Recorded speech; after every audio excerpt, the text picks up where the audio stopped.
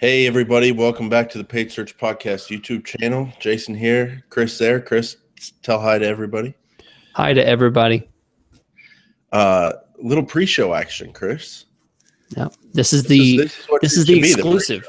This is the exclusive that our YouTube listeners get. Jason, tell them something that they will not hear on the podcast. That we're recording this on a Wednesday instead of a Thursday. There you go. Someone is doing some things. Dropping. That's true. And I'm sure that'll come up in the next 30 minutes. Great. Maybe. No, I wouldn't never out you because I don't know what you're doing, but I just know we're not doing it Thursday. So yeah. So I guess that's it, Chris. This is going to be heavy on the self-promotion up front. Bear with me. Always. It all serves a purpose, which is more money in my pocket. So appreciate you being here for that, man. Okay. I'm glad to take part in your money acquisition. Yeah. Not here to take part, here to take over. Yeah. Woo. All right. So then I start the show now. So, okay. So, yes. Oh, yes. Hey, everybody. Welcome back to episode number 65 of the Paid Search Podcast. I'm here with the man with the tightest yoga pants still. Yoga pants. My name is Jason Rothman. That's Chris Schaefer. This is a Paid Search Podcast. Chris, how's it going today, buddy? You're looking great. Thank you, Jason. You equally look very professional. You have a tie on. Right. You have your coffee cup. Looking good. I feel like we are dressed for success, and our listeners would expect nothing less. Boy, that's a good tagline. That is a great tagline. So I'm gonna move on here, Chris. Today we're talking about real business, real strategies that come out of Google AdWords, and I have to do some self-promotion, so let me get it out of the way here, Chris. But before I say that, let me just say that the self-promotion was spawned by an idea you had. So on my Twitter feed, at Rothman PPC, I retweeted Luby's, one of their tweets yesterday. They're putting out chef-inspired entrees and sides all summer long at Luby's, Chris. So if anyone wants to see a picture of those, you can check out my Twitter feed. The next thing I tweeted, Chris, was that conversions are the primary goal of AdWords, but you can also get a ton of info about your industry from AdWords. Discussing this on PSP today. And I got that idea from you, Chris, because you always talk about, hey, if you don't get any conversions in your first month, it's not a lost cause. You can gain a ton of business information from your AdWords campaign. So why don't you tell everybody how that theory you have about getting business information plays into today's podcast topic? Yeah. So, we don't steal our ideas. You guys might wonder where we get ideas. We get ideas from listeners. You guys send in questions. You call our voicemail and leave a voice message and give us ideas. The topic of today's is something that I just came up with. It's something that Jason and I have a unique perspective on because we both have touched many campaigns over our years of managing accounts, right? So we have a lot of stories. We have a lot of things that we can share and experiences we have in AdWords. So the topic and the idea for today is let's share those experiences, some on very specific levels and some on bigger, more trend levels of what we see many clients doing, and pass that information on to our listeners so that they can enjoy the knowledge without the pain of experiencing it and failing on that on their own side. So good stuff. Yeah. I think it'll be useful on many levels for many listeners.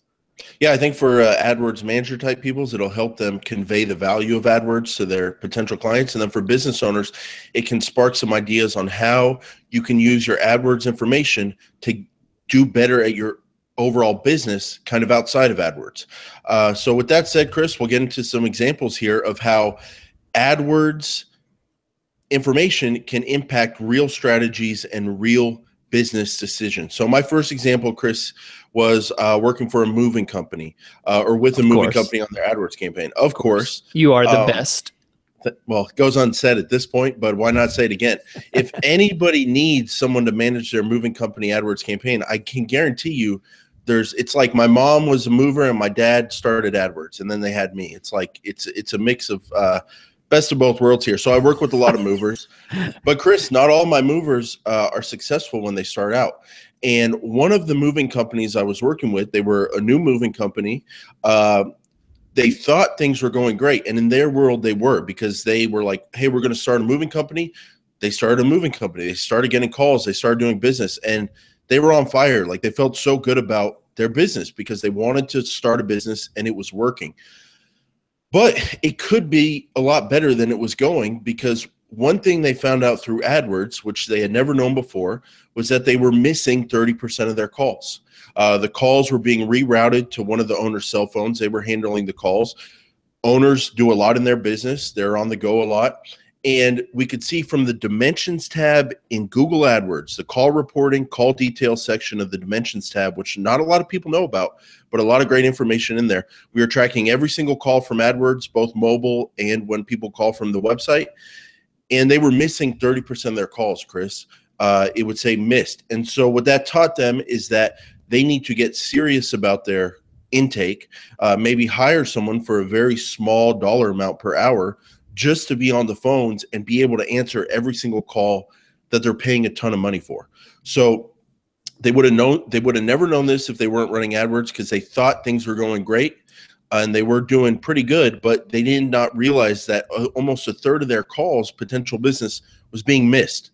And the reason we were able to find that was from AdWords. So I thought that was a great example to kick us off here of how information inside the AdWords account that maybe has nothing to do with conversions helps inform people when they're running their business on how to better run their business, how to, hey, light bulb, let's hire someone so we can answer every call. Yeah. Jason, and just to get even more granular, how did they know that they were missing calls? Was it based on the fact that the calls were only 5 seconds long, lots of 5-second calls, or was it saying that the calls were missed? Well, offline, they knew they weren't answering every call. Like, they know that. Like, they see the missed calls. And the thing was, though, they were busy, like busy. And so their attitude was, hey, we missed a call, we'll call them back. But that's not a good way to run your business. So getting clarity from AdWords, where in the Dimensions tab, to answer your question, we can actually see whether a phone call was answered and how long it lasted, or whether it was literally missed. And the other end of the call, the receiver of the call, the business advertising on AdWords, never picked up the phone. So inside the Dimensions tab, that's a great question, Chris. It'll actually say missed under whether it was received or missed. And seeing 30% of them missed like that, they had no idea that it was that bad. Almost a third of their calls were going missed. Yeah. Okay. Good stuff. I like it. I think that's very practical advice. So, Jason, I'm going to go out on a limb here, and I'm going to share a little bit on a broader scale of my clients and what I've experienced myself with budgets. So one of the biggest questions I get, is whether it's an agency or an individual, is how much should we spend on AdWords? Should we spend this much or this much? Should we go small or should we go big? And I'm not here to talk about the amount, whether small or big is the right idea. I think that's a completely different conversation. But I want to address what small and big is. Okay. Now I know this is relative, a small mom and pop shop that sells very small little widgets and it's only a 5-mile radius, big and small is different for a national company versus a small company. I understand that. But let me define if I look across all the accounts that I have, local, national, and typically I see budgets that fall within a $2,000 to $4,000 range. This is something I've framed my own business on because I've realized it over time, but most companies are spending in the $2,000, maybe let's just say $3,000 range. When you look at large budgets that are in the 10K range and how many are in the, below $1,000 range. And in the end, they average out to maybe about 2K, 3,000, right, something like that. So if you have in mind that you have a small budget, I think the thing to realize here is that you think, I have a lot of people that say, we have a small budget, we're spending 4K. Actually, you have a very modest budget compared to everyone else. I mean, that's Right. about average. Jason, what do you see with typical ad spends? I mean, do you see that that's about the kind of spend that you see a lot of people are comfortable with for their business? I also see 2K to 4K, and I even see a lot of 1K, and a lot of people who start off on AdWords saying they're going to get to 4 or 5K. And I know our reps we talked to at Google would say it's my job to kind of show them how things are working so well and get them from 1K to 5K. But a lot of my clients, they're comfortable at 1K and they want to stay there. Yeah. And so I also see a similar phenomenon. You know what's interesting? I don't see a lot of clients in like the 12 to 15K range, 12 to 20. It's like most people are under 5 or 4, or they're like 30, 50K or more a month. And I think that's a great point, Chris, because everyone's worried about being too small. But here's another way business owners should think about it.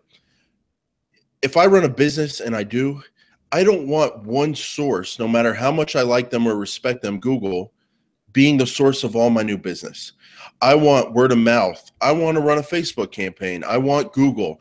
I want YouTube. I want organic traffic because I've got a great blog. I want people out there getting commissions when they bring new clients to me. Like maybe potentially one day TV ads, Chris. Like for a business owner, you don't want one source bringing all your business. You want to get as much as you can from AdWords and make it as most profitable as you can. But there is a benefit to figuring out how to get profitable sources of business from all different kinds of sources, and not just being monkeyed up on, hey, I've got to spend more than everybody else on AdWords. So I see the same thing. Everyone kind of has a complex about AdWords. And to take it further, Chris, people don't think they can be effective if they're not spending north of 5K a month, which is totally inaccurate. Like we're getting, for example, moving leads. We're getting moving leads for 30, sometimes $30. And that's if you spend $2,000, that's a lot of leads, a lot of jobs that can bring in $800, $1,000 per job for just $2,000 a month. You don't have to spend a bunch to make AdWords effective, especially when someone like you or I is running the campaign. That's the most terrifying thing I hear is that, hey, we're spending 2K and we have, 80% search impression share, 90%, something like that, healthy budget, spending 2K. How can we get to 4K, Chris? Whoa, wait a second. If they're already saturating their market, they already have great keywords, they have good quality of traffic and getting conversions. Why do you want to spend 4K? Because there's only one answer to that. We're going to have to go outside of what's working for us. We're going to have to start using broader terms and potentially bringing in traffic that isn't necessarily as valuable, or maybe pushing to 100% search impression share and showing in first position all the time. Right. Maybe that's not necessary. Maybe you don't need to spend as much money as the other guy. You can still be profitable. So I think that's important to know. If you're in that range, know that you are in a room full of people. You're not alone. You're not running a small budget. You're running a very normal budget for most small businesses. Right. And if you do what we say, focus on search terms, focus on conversions, it shouldn't matter that you could spend more if you needed to. You're being profitable right now. So that's a great lesson to be learned there, Chris. My next kind of story here is that I had a moving company, but this can apply to any kind of company, find a new line of business from AdWords. Through the search terms report, we were targeting words like movers, moving companies near me, all that kind of stuff. And we were seeing what we picked up in the search terms report. And in that report, one of the things we kept seeing come through because of phrase and broad match modified targeting was eviction movers. And people were Googling eviction movers. This is I'm assuming this is landlords who are evicting people who they don't have any money to pay their rent. They obviously don't have any money to move their stuff, and you need them out. So what happened was this moving company up there in the great state of New Jersey found out that there was a market for eviction moves, and they put up a page on their website. They started getting organic traffic because not a lot of other movers were talking about eviction moving on their website, and it became a new line of business for their moving company, and they would have never known about it unless they found out the way they found out, which was searching through the search terms report to see what people were actually typing in Google. And Chris, eviction moving is a great line of business for them because they're high stress situations. They need to be done as soon as possible. and there are also some legal and drama issues with dealing with those kind of people. So you have to be the right kind of moving company that can handle all those moving day emotions. And because of that, they can charge a premium. Yeah. And they work with those landlords over and over. You've just taken a business that sells to a consumer and changed it to a business that sells to a business. I mean, and they didn't even know that line of moving existed. Yeah. I mean, that's a great way to change a product that's hard to sell to an individual that you can sell for more to a business, because businesses are always willing to pay more than individuals, because, they expect to pay for premium services and things like that. So that's great practical idea there. So yeah, that's a good story. I have, Jason, we bring down the lights. I have a sad story to tell for my second point, fourth point overall. And this is sad because I had a bit of a personal experience with a company. This is a small business company here, actually in the Houston area. And I had to run in with this company, and basically they had called me and said, Chris, I want you to help me with my AdWords campaign. Here's what's happened. And basically what happens is, and this is one particular story that I could tell many versions of it over and over. This happened, but essentially a company has gained administrative access to someone's AdWords account, and they essentially hold the campaign hostage. That person does not have access to their AdWords. They pay when the person says, "Hey, I need $500 more for the ads to start running." Again, we're out. He's prepaying the funds. I assume, putting a certain amount in. He says, "I need to hit your card for another 500." He says, "Okay." He has no idea. He doesn't get reports. He doesn't get any kind of formal invoice to show how much is actually going into Google, and he's uncomfortable with it, as anyone would be. And basically, he says, "I'd like to see my account." No, you can't. I would like to get some more information about what kind of clicks I'm getting. What are my keywords? What do my ads look like? No, you can't. You can't see that. Right. And this is something that I see happen all the time. And it's for one reason only. There's only one way this can happen. You give someone else administrative access to your account. Now, it takes additional steps to give someone administrative access. Right. If they're a manager, you have to flip a little switch on that MCC access to say, give administrative access. If you have that on there, take that off. There's absolutely no reason. Do not believe anyone if they tell you that they have to have administrative access in order to gain certain API or blah, blah, blah. It's absolute lies. There's absolutely no reason for someone to have administrative access, because if they do, they can then kick you out of your own campaign and hold you hostage.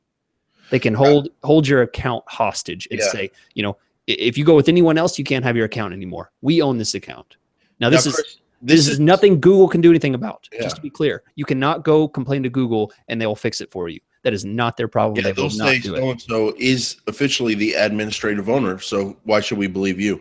Yeah. And we can't get involved with that. Now, Chris, some people would say this is the way some, people are always asking us how we do business, how we charge. We got a question like that this week from Stacy that we're going to answer on an upcoming show. But people want to know how we do business. And some people might say, Chris, the example you just gave where the agency owns the AdWords account and is holding it from the business owner whose money is funding the account. Some agencies do business that way, Chris, where they say it's our work. We obviously want you to retain us month after month, and it's our work, so you don't get access to it. If you want these smarts and this performance, you have to hire us month to month. And we're not just going to let you take the campaign, because you could take it from us. Now, what would you say to listeners out there that are getting pitched by agencies that do business that way? I think that is a legitimate business idea that many people do, many agencies do, and freelancers do.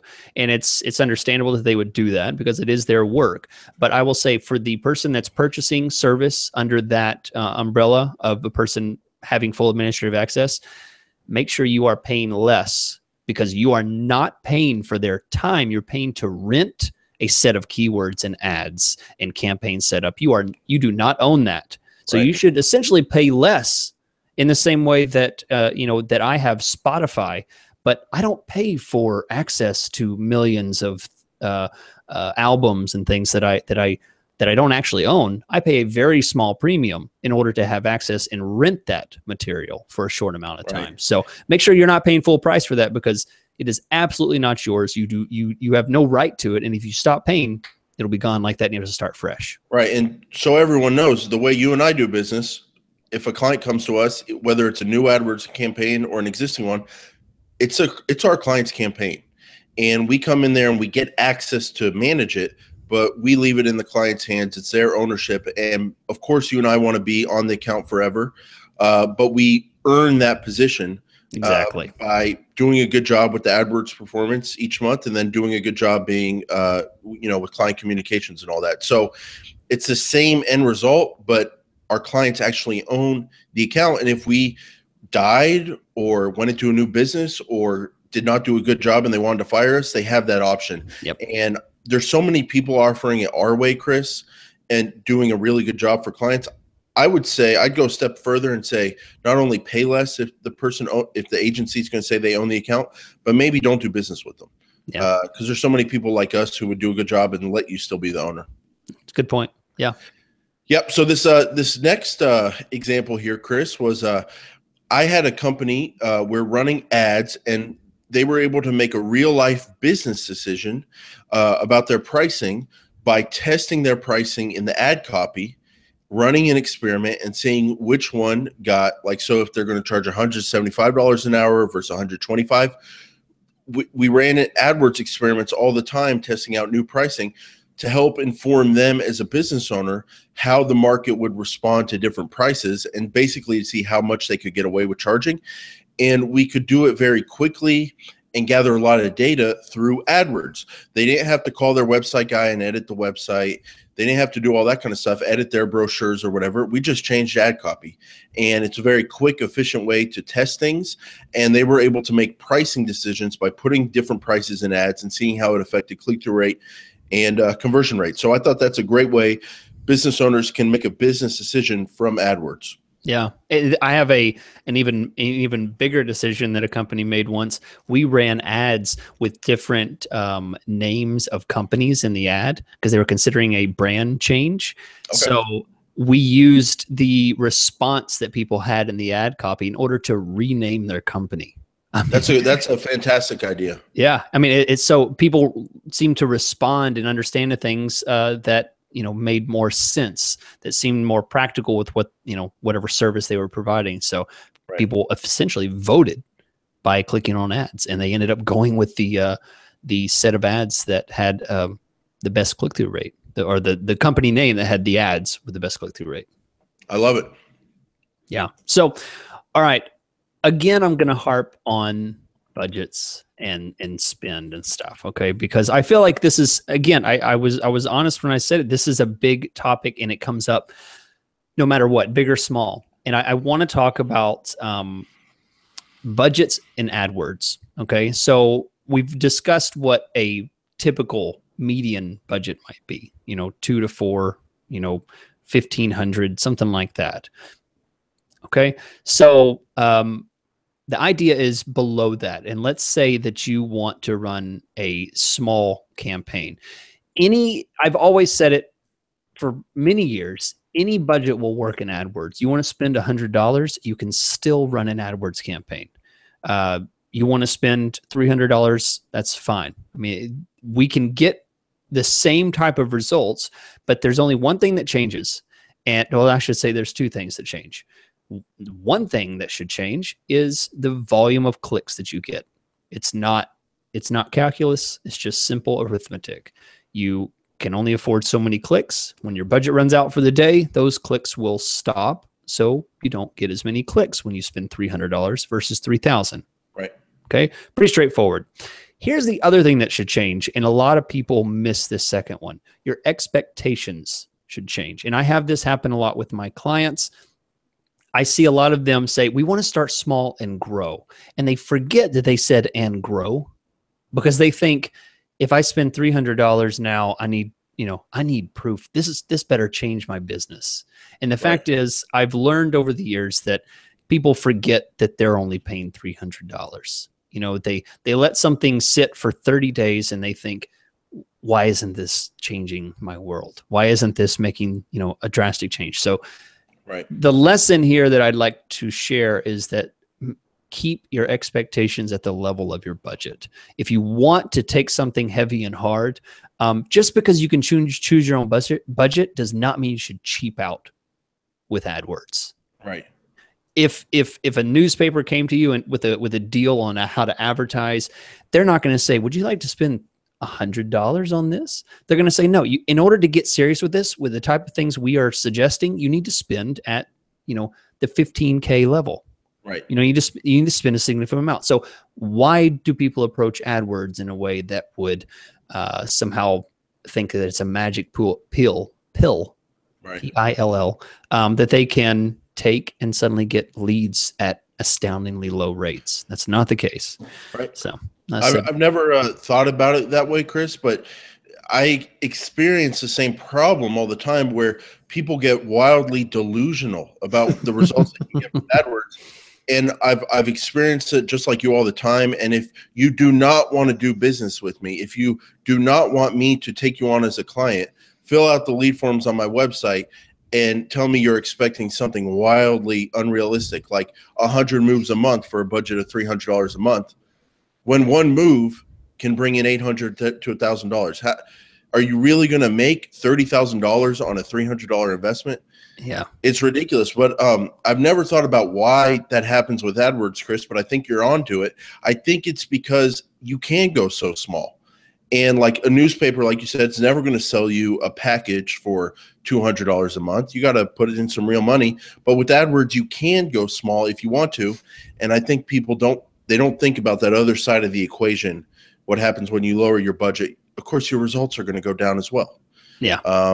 But yeah, there's a lot of AdWords solution out there. So Chris, our last example here, Chris, now you people listening on the podcast can't see this, but to help enlighten them, and if they want to check out our YouTube channel, they can't see it. But how good do I look? Like $1 million. Do you like this tie?